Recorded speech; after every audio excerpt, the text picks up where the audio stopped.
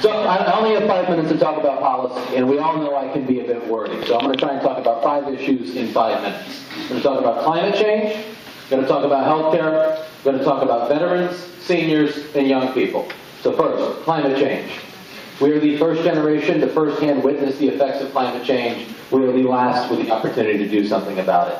This isn't an issue of our economy, it's an issue of our national security, but fundamentally it is an issue of our survival and the legacy that we will leave for future generations. It is incumbent upon those of us on planet Earth today to make the sacrifices and make the decisions that we need to make in the coming years. We're nearing a tipping point.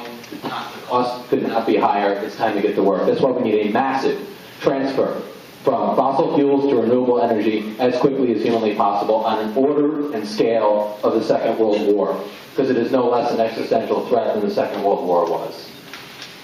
We need to upgrade our grid technology to go along with that. So I talked about the ice storm in the first question. So if we had a microgrid technology that was optimized for distributed power generation, we would lose power in more limited capacity and we'd get it out faster. That saves lives and it's more efficient overall as we face greater and greater 100-year storms now coming, every 5 years. We need heavy investment in battery storage technology so we can deal with the intermittency issue. All right, let's move on. Healthcare. Healthcare is a fundamental human right, period. Despite the Congresswoman's effort to the contrary to take away healthcare from tens of thousands of our friends and neighbors, that was protected. But here's the thing. We still have premiums that are too high, deductibles that are making insurance unusable. We suffer with the highest pharmaceutical drug prices in the industrialized world. And oh, by the way, there's 50,000 people in this district that still don't have healthcare. That's why I will co-sponsor H.R. 676, day one in Congress, that is improved the spending measure.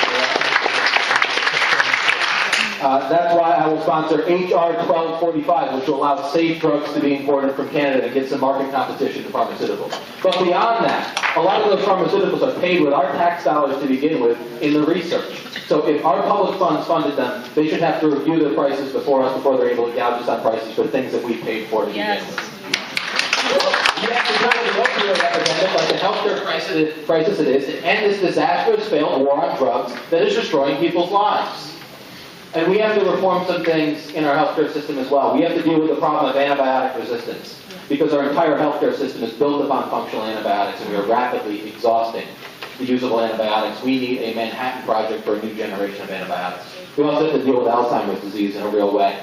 It costs our economy over $250 billion a year. In the next 10 years, it'll be $1.1 trillion. And if any of you have seen a family member go through this terrible disease, you know we can spare no expense trying to stop this and give people the lives that they deserve.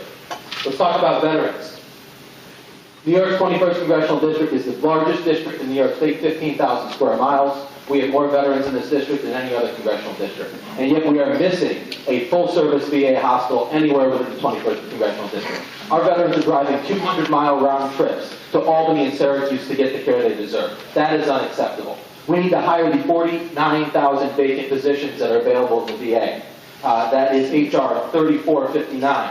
We need to make emergency funds available for VA staffing. That is S1723. And we need to get some of those thousands of jobs here in the 21st Congressional District. Seniors. Let's talk about seniors. We need to preserve and protect Social Security and Medicare. I'm sure many of you know that Congresswoman Stefanik, one of her first acts as our Congresswoman, was to vote to cripple Social Security disability. But beyond preserving and protecting these programs, we need to expand them. If you make $118,500 a year, you pay as much into Social Security as the Koch brothers do. That is unacceptable. We have to get rid of the Social Security contribution tax. 21 million years of solvency in 2055, and we can expand benefits so that our seniors can get an actual cost of living adjustment for once. Young people. Society has no future if we eat our young. $1.4 trillion of student debt. That's a stack of $100 bills higher than the International Space Station. We need to forgive some of that debt, reduce interest rates. We need to create forgiveness programs for students that start businesses in our district so that we can incentivize them to build it. There's programs for doctors, there's programs for lawyers, there's nothing for entrepreneurs, people who start small businesses. We need definitely programs for them as well. I have 10 seconds left. If you want to know more, we'll have a town hall, Johnstown Public Library, Saturday, September 17th, 1 p.m. It'll be our 9th in the series. So come and we'll talk much greater policy. Thank you.